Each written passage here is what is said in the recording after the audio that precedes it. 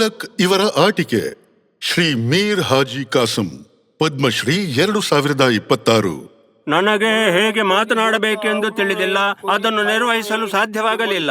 ನನ್ನ ಢೋಲಕ್ ಮಾತನಾಡುತ್ತದೆ, ಜನರಿಗೆ ಅದು ಅರ್ಥವಾಯಿತು, ಹಾಗಾಗಿ ಎಲ್ಲರೂ ನನ್ನನ್ನು ಹಾಜಿ ರಮಕ್ಡು ಸಾಹೇಬ್ ಅಂತಾರೆ. ಗುಜರಾತ್ನ ಜುನಾಗಢದ ನಿವಾಸಿ ಹಾಜಿ ಕಾಸಂ ಚಿಕ್ಕ ವಯಸ್ಸಲ್ಲೇ ತಾಯಿಯನ್ನು ಕಳೆದುಕೊಂಡರು.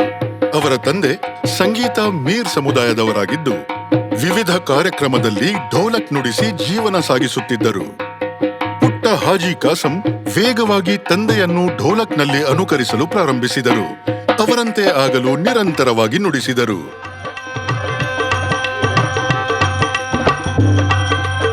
ಹದಿಹರೆಯದಲ್ಲೇ ಹೋಟೆಲ್ನಲ್ಲಿ ಕೆಲಸ ಮಾಡಲು ಆರಂಭಿಸಿ ತನ್ನ ತಂದೆಯೊಂದಿಗೆ ಭಜನೆ ಮತ್ತು ಇತರ ಸಂಗೀತ ಪ್ರಕಾರದಲ್ಲಿ ನುಡಿಸುತ್ತಿದ್ದರು. ನವರಾತ್ರಿಯ ಸಮಯದಲ್ಲಿ ಪ್ರಸಿದ್ಧ ದಿವಾಳಿ ಬೇನ್ ಜೊತೆ ಏಕವ್ಯಕ್ತಿ ವಾದನವನ್ನು ನುಡಿಸಿದರು. ಹೆಸರಾಂತ ಜಾನಪದ ಗಾಯಕ ಪ್ರಾಣ್ಲಾಲ್ ವ್ಯಾಸ್ ಜೊತೆ ಸಂಗೀತ ಕಚೇರಿಯಲ್ಲಿ ತಂದೆಯ ಪರವಾಗಿ ನುಡಿಸಿದಾಗ ಜೀವನಕ್ಕೊಂದು ಮಹತ್ವದ ತಿರುವು ಸಿಕ್ಕಿತು.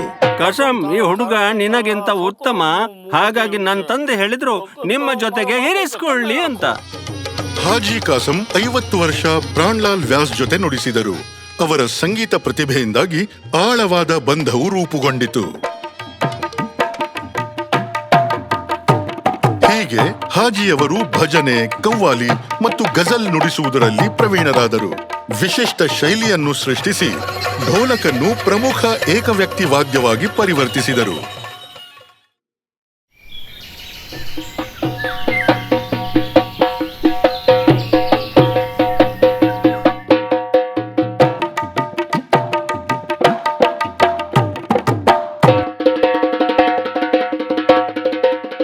ಗುಜರಾತ್ನ ಬರಗಾಲದ ಸಮಯದಲ್ಲಿ ಹಸುಗಳು ತುಂಬಾ ಬಳಲುತ್ತಿದ್ದವು. ಅವುಗಳಿಗೆ ಮೇವು ಅಥವಾ ಹುಲ್ಲು ಇರಲಿಲ್ಲ. ಹಾಜಿ ಕಾಸಂ ಗೋಶಾಲೆ ಪ್ರಾರಂಭಿಸಿದರು. ಹಸುಗಳ ಮೇವಿಗಾಗಿ ಹಣವನ್ನು ಸಂಗ್ರಹಿಸಲು ಸುಮಾರು 30,000 ಪ್ರದರ್ಶನ ನೀಡಿದರು.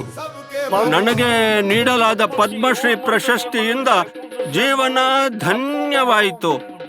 ಇದಕ್ಕಾಗಿ ನಾನು ಎಲ್ಲರಿಗೂ, ಅಂದರೆ ಇಡೀ ರಾಷ್ಟ್ರಕ್ಕೆ ನಾನು ವಂದಿಸುತ್ತೇನೆ. ಶ್ರೀ ಮೀರ್ ಹಾಜಿ ಕಾಸಂ, ಪದ್ಮಶ್ರೀ 2026. ಕೋಟಿ ಕೋಟಿ ನಮಸ್ಕಾರ.